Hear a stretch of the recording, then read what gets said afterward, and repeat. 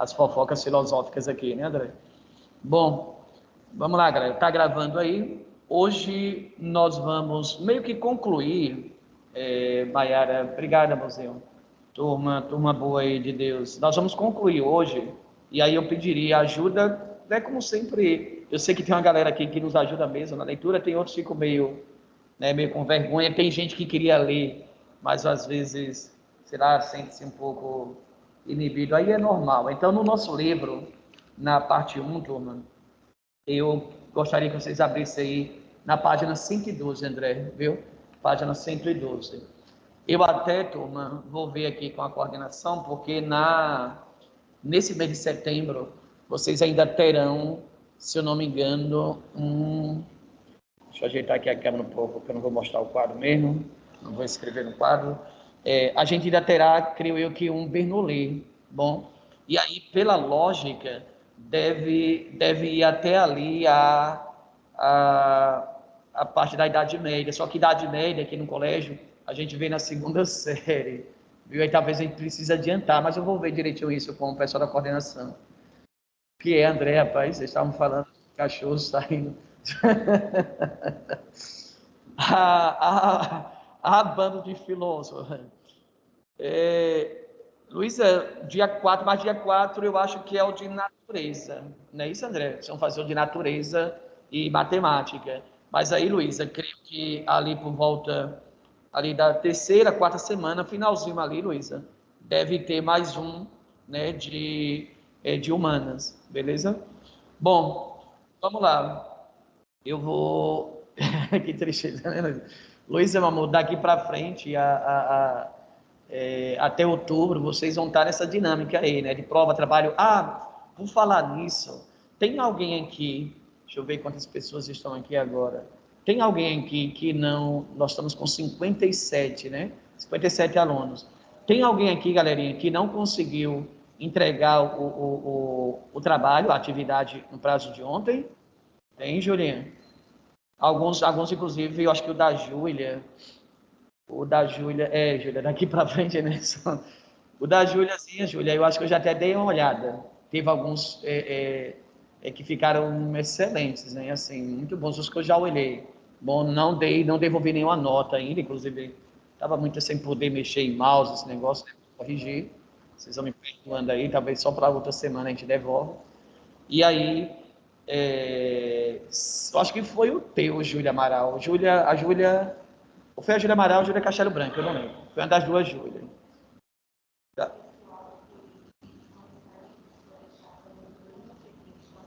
Ah, certo. Uhum. Eu botei aqui porque não vou usar o quadro, viu? Pois pronto, pois vamos lá. Aí, turma, eu queria só avisar que vocês podem deixar, podem entregar quem não entregou ainda até amanhã, até ali, até o sábado. Eu sei que está uma correria danada, né? Prova, simulado aí. Mas quem não conseguiu entregar, pode entregar. Lá vai estar com atraso, né? De um dia, 2 dias. Mas pode anexar lá o arquivo, tá bom? Iardo, galera. Beleza? O livro tinha umas proposições interessantes, mas achei muito. Iardo, na verdade, ele é quase o próprio jeito, né, da escrita dele, até para demonstrar mesmo esse princípio lá da intolerância e marcar isso, né, principalmente na questão religiosa, que era o foco, Iardo, ali do livro. Bom, tio, eu falta morrer para enviar ontem você. Luísa, é porque, na verdade, amorzinho, se é só assim, né? Para aqueles que não conseguiram, porque eu estava olhando, lá tem ainda um certo número lá que não tinha devolvido, só visualizado e não tinha devolvido. Então, para não ficar, né, sem nota, bom, aí a gente ainda aceita. É claro que a gente vai dar um descontozinho, né? Porque o prazo foi até ontem, né? Beleza, Júlio? Bom, vamos lá, turma. Capítulo 6 aí, a gente conclui hoje essa parte da discussão teórica, hoje aí, com os filósofos, tá bom? Turma, eu só virei a câmera um pouco, né, até pedir licença, hoje eu nem gosto de ficar sentado, tá bom? Mas hoje, especialmente, eu vou ficar, e aí eu virei para o foco mais aqui, mas depois eu coloco lá para o quadro, como estava, viu? Que eu não vou usar o quadro, tá bom? Só para vocês não ficarem vendo só o cabelo aqui, só a parte da cabeça aqui, mas que possa visualizar melhor, ter uma visualização melhor. Bom, vamos nós aqui, André, compartilhando aqui o nosso arquivo. Olha aí, tá, mas esse povo escreve aqui, viu, velho? E agora é sobre o trabalho, né, Alia? Trabalhar até 1h30 para mandar esse trabalho e vem esse professor com esse negócio. Não, mas lembrando que a galera que não entregou, que tem esse atraso aí, tem um descontozinho para questão de justiça, né? Bom, para que não fique sem a nota.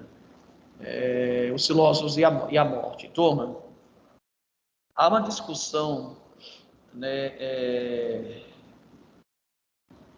Há uma discussão sobre sobre a temática, né, da morte, e ela causa às vezes um certo espanto, né, em alguns. A gente vai ver aqui uma parte da filosofia grega e uma parte da filosofia moderna e outra contemporânea, na verdade os três períodos, para mostrar um pouco como é que ao longo da história essas discussões foram sendo elaboradas, né? E claro que cada um de nós aqui, nós já refletimos na semana, 15 dias atrás, né, sobre essa questão da morte, ou 8 dias, né? O primeiro princípio aí que o livro coloca é a parte da filosofia socrática, né? O Sócrates, a gente tem essa imagem aí que é muito conhecida, né, do julgamento de Sócrates, da apologia de Sócrates. Você vê que ele está sempre com essa ideia aí de indicar o inteligível, né, o eterno e tal, só que aqui, claro, uma concepção antes de Cristo ainda, né? E aí a filosofia socrática, ela começa a debater a morte como um enigma, né? Porque, na verdade, a gente não sabe muita coisa, né? Por mais que a gente tenha a nossa crença, aqueles que não têm também, mas geralmente a gente bate, né, algumas dúvidas em relação a esse evento, que é um evento mais que natural. A morte, na verdade, ela faz parte da nossa vida, né? O Sócrates dizia que a ocupação da pessoa, né, do indivíduo que pensa, que reflete, na verdade, se preparar-se para a morte. A gente estudou a filosofia helenística e vocês viram lá os estoicistas, os epicuristas, muito discutindo. Inclusive, a gente vai ver o Epicuro aqui também, voltar à reflexão do Epicuro sobre essa temática, né, sobre a morte. E ele sempre dizia, principalmente os estoicos, né, que a gente deveria aceitar a morte com serenidade, porque na verdade é um evento natural, como a gente vai ver no Heidegger também, outro filósofo aqui mais contemporâneo. Bom, do contemporâneo a gente vai ver o Heidegger e o Sartre, da Idade Moderna a gente vai ver o Montaigne, e na Idade Antiga aqui o Sócrates e o Epicuro. Bom, então nessa perspectiva, eu gostaria aqui na página 112, André, acho que a gente pode começar com você, meu filho, depois, se tiver mais alguém, eu só esqueci aqui, foi de colocar aqui para, que às vezes tem aquela, né, tem umas graçazinhas aí que não cabe bem para a gente mais. Deixa só eu colocar aqui, André, só um instante, por favor. As configurações aqui que eu esqueci, velho. E se deixar aqui para todo mundo aí, tem uma galerazinha que gosta de silenciar, né, André? Sei que nessa turma não tem hoje, mas de vez em quando aparece uma raçazinha boa que gosta de atrapalhar. Bom, então, André, página 112, gostaria que você desse uma lida aqui nessa citação aí do Platão, que é um diálogo do Fédon, onde se discute sobre a questão da morte. Essa citação aí está entre essas duas linhas aí, na página 112, André. Ok. Quando uma pessoa se dedica à filosofia, no sentido correto do termo, os demais ignoram que sua única ocupação consiste em preparar-se para morrer e em estar morto.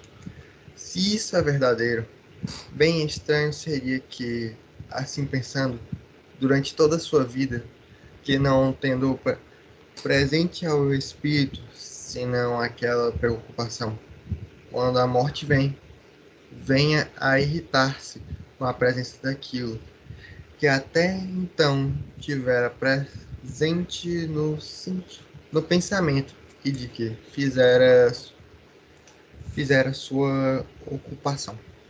Valeu, Andrezão. Porque, de certa forma, turma, às vezes a gente, é claro que cada um de nós aqui, em um momento, em um dado momento da nossa vida, a gente já fez essa reflexão, ou fará essa reflexão, né, sobre a questão da morte, que é algo presente, né? Não tem como a gente separar, não. Ela é própria, inclusive tem aí uma gravura aí do Albert Durer, né, o momento da morte, né, a, até as caricaturas, né, que são feitas assim, da morte, ela causa assim, um certo espanto, né, na gente.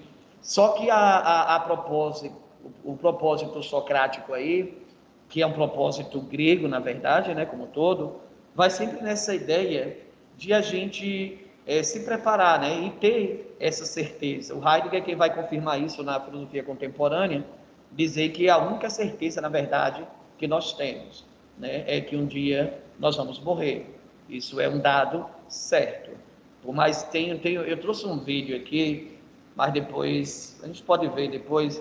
Hoje não vai dar tempo. É um vídeo de uns 8 minutos, uma reportagem, na verdade, que é do Fantástico, acho de uns 10 anos atrás, sobre criogenia, né? Que é esse desejo de vida eterna, né, gente? Desejo de vida eterna, pelo menos até agora, não passa pelo campo da ciência, né? Esse desejo de vida eterna, e aí vocês compreendem muito bem, passa pela dimensão mais transcendental, mais religiosa, né? Por isso, veja que não é à toa que o capítulo 5 fala das formas de crença, né? E aqui, que é pelo menos esse entendimento que cada sujeito tem, né, da sua perspectiva, né, sobre temas que, de certa forma, angustiam, de certa forma, causam uma certa perplexidade no sujeito, que é a ideia da morte. Por que é que nós não vivemos para sempre? Né? Você lembra, eu acho que quem estava na aula, na turma presencial aqui, deve ter visto alguns vídeos que a gente colocou do Ariano Suassuna, acho que também na remota eu coloquei também. O Ariano Suassuna diz que a morte é que nos dá esse sentido para a vida, né? Diz que, inclusive, se não existisse a morte, a vida não teria sentido, né? Porque é justamente a partir desse cessar nosso aqui para este mundo que a gente consegue refletir. E aí, as várias opiniões que nós temos, né, a respeito dessa questão da morte. André, o último parágrafo, um deles aí, é bem verdade, Sócrates. O último parágrafo, por favor. É bem verdade. Sócrates não tem tanta certeza sobre que diz a respeito do que viria após a morte, mas afirma a vantagem de aceitar as crenças vigentes e permanecer confiante sobre o destino da alma, quando se vive conforme os valores da temperança, da justiça, da coragem, da liberdade e da verdade. Em outro diálogo de Platão, a defesa de Sócrates, os últimos dizeres do filósofo são. Continuam?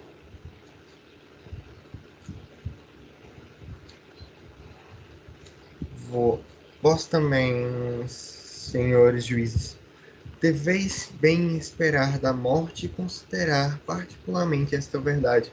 Não há, para o homem bom, nenhum mal, quer na vida, quer na morte, e os deuses não descuidam de seu destino.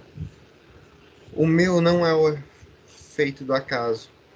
Vejo claramente que era melhor para mim morrer agora e ficar livre de fadigas. É chegada a hora de partirmos, eu para a morte, vós para a vida. Quem segue melhor rumo, se eu, se vós, é segredo para todos. menos para a divindade. Galera, obrigado, André. Veja que isso é uma citação da Apologia, ou Defesa de Sócrates, né? Daquela imagem que a gente viu no início da aula, onde ele não resolve não enfrentar o júri, que no caso eram os sofistas, que o acusavam de corromper a juventude, de não acreditar nos deuses. E aí a gente, acerca, né, dessa temática, sobre a questão da morte, veja que ele diz, olha, é bom que vivamos então sobre os valores da temperança, justiça, coragem, liberdade, verdade, sempre nesse princípio. Veja que na filosofia cristã, no cristianismo, a gente foi encaminhado também por esse princípio aqui, né? Dessa ideia de seguir os valores e tal, porque isso até nos prepara melhor, na verdade, né? Como o Montaigne aqui vai dizer, né? Desse aprender a viver, né? Já na idade aqui do Renascimento para frente, para a idade moderna, porque no fundo é um pouco isso, né? A gente, às vezes, se você não tiver essa preparação, causa um certo desespero. E veja que o Sócrates, sabiamente, aqui no final, ele diz, olha, é chegada a hora, cara, de partir. Agora, o que será? Quem terá o melhor fim? Eu, que vou morrer, ou vocês que vão continuar vivendo? Opa, é segredo, menos para a divindade. Lembrar como é que aqui é uma divindade, André, lá dos deuses gregos. Claro que depois no cristianismo vai ter uma outra interpretação, outra leitura sobre essa dimensão aí da vida eterna, tá bom? E aí, claro, dentro da ciência, a turma até hoje está discutindo sobre essa ideia da criogenia, né? Então, isso aqui foi um pouco dessa parte aqui, turma. Deixa eu voltar aqui, André, cadê? Parei aqui a apresentação, não, né? Aqui. Aí depois vocês dão uma olhada nisso aqui, tá bom? E a parte do Epicuro, nós já estamos aí na página 113. Essa filosofia do Epicuro, eu acho que vocês lembram, galera, acho não, tenho certeza que vocês lembram aqui, nós vimos ali, né, no semestre passado, vocês viram um pouco em história também, só que mais trabalhando essa dimensão dos valores, da ética, acho que vocês lembram muito dessa proposta aqui da filosofia helenística.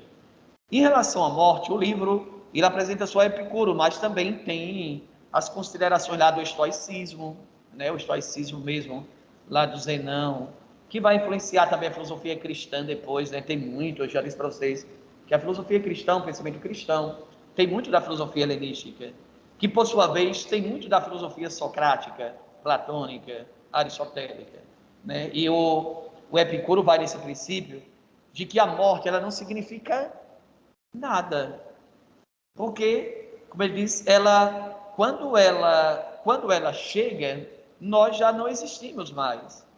E quando nós somos, ela não é. Então, nesse trocadilho aí, nada mais, nada menos, o Epicuro está querendo dizer, meu irmão, aproveite a vida, né? Mais do que ter a alma imortal, e aí é um conceito que vem da filosofia socrática, platônica, a alma imortal. Depois a filosofia cristã vai caminhar nessa leitura, né? Claro, com toda a linguagem cristã. Vale a maneira pela qual escolhemos viver. Veja que isso é bem, turma, do processo da ética, Júlia, da ética epicurista, né? Porque os prazeres e tal, eles são causa de sofrimento, na verdade. Isso depois a filosofia cristã pega muito a partir desse princípio aqui, né?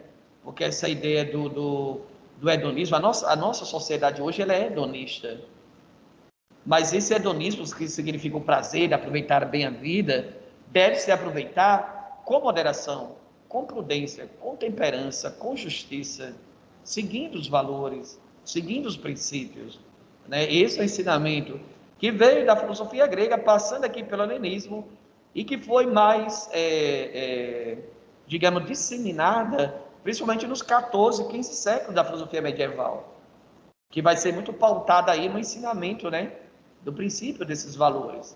Bom, então o princípio básico, aí vocês têm na página 113, a gente não vai ler, galera, por conta do tempo aqui, mas tem uma citação aí, André, turma, bem na metade aí da primeira coluna da página 113, da carta sobre a felicidade, ou a chamada carta a Meneceu, do Epicuro, Eu até aconselhava, depois eu acho que eu posso colocar ele aqui para vocês. É um texto pequeno, né, onde o Epicuro discute sobre essa ideia da felicidade. Inclusive, quando a gente for estudar o capítulo da felicidade, a gente retoma essa discussão, né? Porque ele diz assim: o sábio, porém, nem desdenha viver, nem teme deixar de viver. Para ele, viver não é um fardo, e não viver não é o mal. Ou seja, na verdade, essa é a ideia do princípio da sabedoria, né?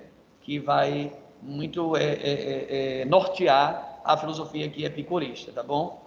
Turma, na mesma página 113, a gente vai encontrar esse rapazinho aí, tá bom? O Michel Montaigne, ou Montaigne, como queiram fazer a pronúncia. O Montaigne vai muito nessa ideia de que a gente precisa aprender a viver.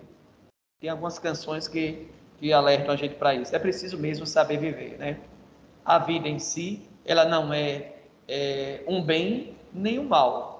Torna-se bem ou mal segundo o que delas fazeis. E aqui a gente, isso faz a gente refletir sobre a nossa postura enquanto indivíduos dentro da sociedade. Bom, morrer é apenas o fim de todos nós, mas não o objetivo da vida. O objetivo da vida não é morrer, né? É preciso ter em vista o esforço para conhecer-se melhor e aprender a não temer da morte. Você vê, turma, que a tônica aqui, André, turma, é sempre nessa ideia de a gente aceitar o evento da morte sem resignação, porque é uma coisa natural. O próprio Heidegger vai dizer daqui a pouco, a gente vai ver, que é a coisa mais certa, né, do sujeito, que nós caminhamos para a morte. Na verdade, nascer já é morrer. A gente viu as mortes simbólicas, né? Inclusive fala dessa questão do parto, né? Primeiro processo de morte simbólica, quando ele se separa do ventre materno, e aí todo o desenrolar, todo o desenvolver, olha, da nossa vida, né? Que vai sempre nesse princípio de a gente aprender, né, a não ter medo da morte, porque era um evento que faz parte. Então, vocês têm aí, é bem pequenininho a parte do Montaigne. Eu peço depois que vocês leiam. A gente vai frisar um pouquinho mais aqui a parte do Heidegger, já na segunda coluna da página 113. Bom, essa filosofia, turma, a partir do Heidegger, do Sartre, é a filosofia existencialista, né? Existencialismo, vocês sabem, aqui não há essa transcendência divina, né? A vida, ela cessa com a morte. Então, é uma espécie do nada, né? Nós após a morte aqui, meio que como se fosse, entre aspas, aqui, a nadificação do corpo. Esse corpo se torna nada mesmo e acabou. Só que aqui é uma perspectiva, mais uma vez eu repito, vocês conhecem já um pouquinho do Heidegger, mais do Sartre talvez, mas vai muito nesse princípio do existencialismo, tá bom? E aí, André, prepara aí daqui a pouco, no primeiro, eu quero que você leia daqui a pouquinho, eu peço já, o segundo e o terceiro parágrafos aí da página 113, no que diz respeito ao pensamento de Heidegger, que para ele, o ser, ele caminha para a morte, né? E aí, o propósito sartriano vai muito nesses dois parágrafos aqui que o André vai nos ajudar, de fazer a diferença, turma. Aqui no slide não ficou bem claro, mas com uma leitura atenta dá para perceber isso, né? Fazer a diferença entre as pessoas que aceitam o fato da finitude humana e as pessoas que têm medo, as pessoas que fogem da morte, onde ele vai conceituá-las de duas formas. Aquele que entende e aceita essa finitude, com a tua plena consciência, ele diz que é o indivíduo da vida autêntica, né? E aquele que foge, que tem medo e tal, é o indivíduo que ele chama da vida inautêntica. Não conseguiu ainda entender esse aspecto da finitude humana, segundo a propositura aí que o Heidegger nos apresenta. Turma, só minimizar aqui, André. Vá lá, André, aqui na página 113, filho, o conceito de angústia.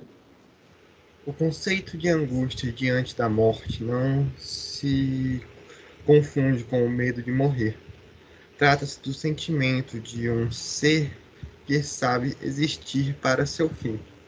Para Heidegger, a existência autêntica supõe a aceitação da angústia e o reconhecimento de sua finitude, conduta que nos orienta para um olhar crítico sobre o cotidiano e nos leva a assumir a construção da vida. Então, galera, esse primeiro parágrafo que ele leu diz respeito ao sujeito que compreende esse princípio da vida autêntica. Enquanto isso aqui, como dizia meu professor dos anos 60, enquanto isso na sala de justiça, a galera está aqui, André, né, discutindo inclusive aqui com o caso do Jean Caras. Interessante aqui, Julinha. A Júlia, a Luísa aqui, o William e companhia, a Luísa botando aqui sobre essa dimensão que tá nessa temática, né? Sim, por conta, inclusive, dessa questão do suicídio, né? Que leva uma reflexão muito grande, né? Hoje dentro da nossa sociedade, né? E a vida inautêntica, que é o último parágrafo aí, ao contrário, André, vai lá.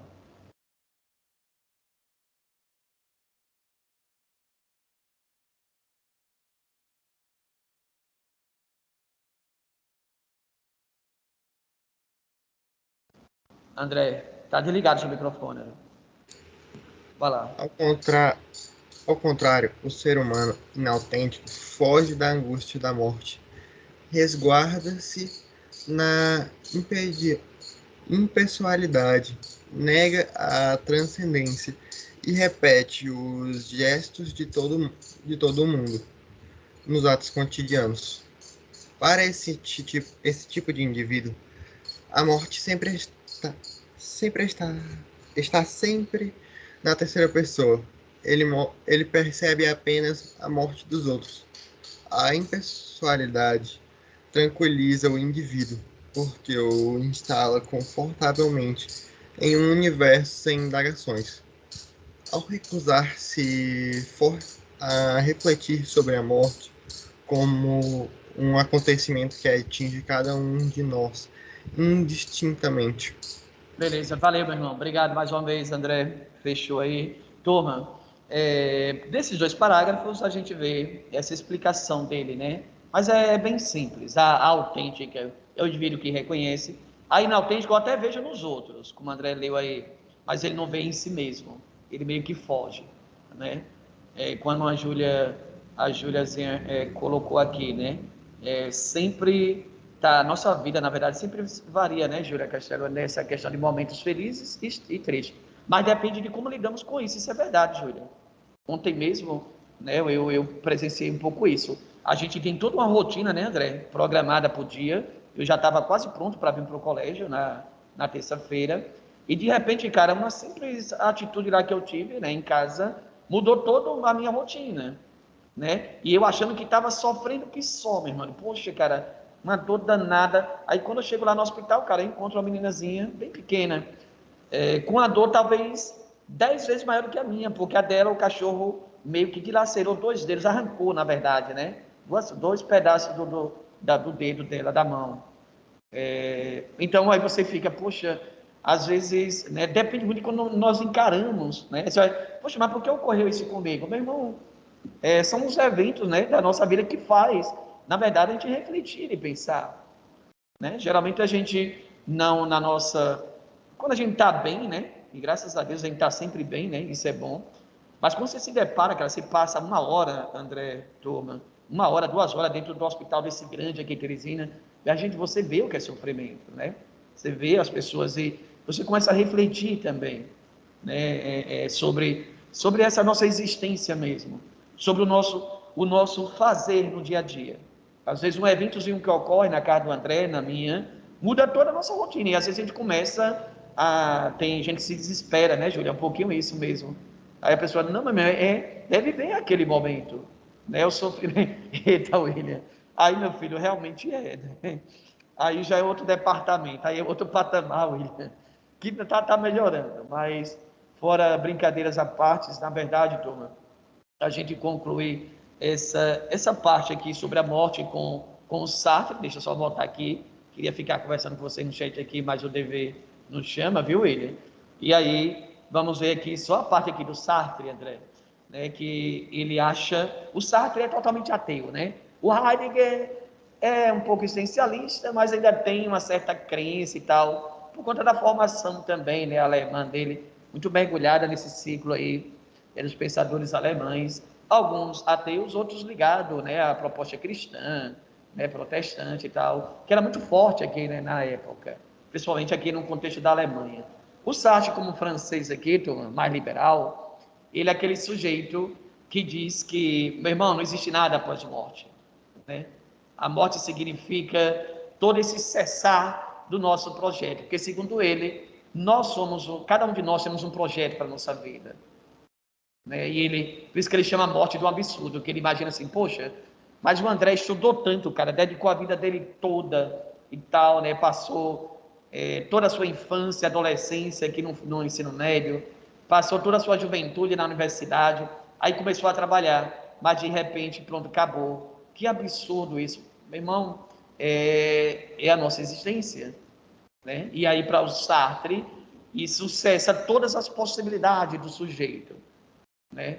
Por isso que ele diz, se temos de morrer, então, nossa vida, ela carece de um certo sentido, porque seus problemas não recebem qualquer solução, um pouco do que a Júlia colocou, né? É a própria significação dos problemas, desculpa, e a própria, né? Elas permanecem um pouco de forma indeterminada. E a gente faz essa oscilação, como a Juliazinha colocou aí, entre momentos tristes, momentos felizes, e assim é a nossa existência. E pode ver, turma, isso é questão de experiência mesmo, de vida, né? Às vezes a gente acha que vida boa do outro, não é não, né? Na verdade, cada um sabe, né, Júlia? Cada um sabe o que inclusive o livro, ele apresenta na página 114, cenas do filme A Culpa é das Estrelas, né? Um filme bem interessante, de 2014, acho que vocês não eram nem nascidos, eram bebezinhos ainda, né? Mas é um filme bem interessante. Tem outros vários filmes que apresentam essa temática, né? Geralmente ali o indivíduo no final da vida, então quando recebe o anúncio dizer, olha André, tu só tem mais um mês, meu filho, né? Então aí é difícil, como é que nós encaramos essa realidade, né? Galera, então nesse debate aí da morte, eu quero que vocês na próxima semana, quem vier não, Júlia, vocês estão no auge, na flor da idade, Júlia, porque, né, na verdade, vocês têm todo um projeto de vida, tem toda uma realização que cada um de vocês imaginam. Só que aí é preciso construir, né? As coisas não são determinadas, tem que ser desse jeito. Não, nós construímos. Por isso, Juliane, que a partir já talvez na próxima semana, vou ver aí como vai ficar nosso cronograma, a gente já vai para a felicidade, né? Aí vamos discutir uma outra temática, inclusive vocês já começaram a debater aqui, né, Júlia? Sobre essa questão da felicidade. Afinal, o que é ser feliz mesmo, né? O que é esse processo aí da eudaimonia, segundo Aristóteles? A Júlia Amaral, a maioria dos filmes que falam de morte são uma boa parte, a grande maioria. Coincidência ou não, né, Júlia? Você estuda muito na literatura, os poetas, né, principalmente ali na época do romantismo, né? A Mayara também colocou aqui a questão do DI, assim, só que não sei a tradução, mas é o livro que os personagens principais têm 24 horas de vida. Interessante, Mayara. Isso. Turma, agradecendo aí, vocês sempre participam aqui, ferida aberta ainda. Vocês sempre participam aqui, tomando nos debates, a gente, né, não tem tanto tempo assim para colocar todas as falas aqui em evidência, mas tudo que é colocado aqui é registrado, depois geralmente eu acompanho, né, em casa, quando a gente abre lá a nossa aula, né, para ver, né, os nossos erros, né, hoje como tudo gravado, né, André? Fica tudo gravado, não tem como escapar, não. E aí geralmente a gente lê esses comentários aqui, Gisela e turma, que vocês vão descrevendo aqui durante a aula. Galera, pois aqueles que virão aqui na próxima semana, né, na próxima terça ou quinta-feira, né, um abraço, até lá. E aqueles que ficarão aqui sempre no remoto, né, André? Até a próxima quinta-feira, nessa mesma caverna aqui, nesse mesmo horário, beleza? Fique com Deus, um abraço, boa prova aí André, só me ajuda aí, cara. Se está bem centralizado aqui a câmera, está conseguindo ver o quadro direitinho, filho? Sim. Bom, perfeito, né? Pronto, valeu. Eu mexi aqui na coisa alheia aqui, tem que deixar no lugarzinho, né? Valeu. Um abraço, fiquem com Deus aí. Até mais. Tchau. Tchau, tchau. Encerrar aqui a gravação.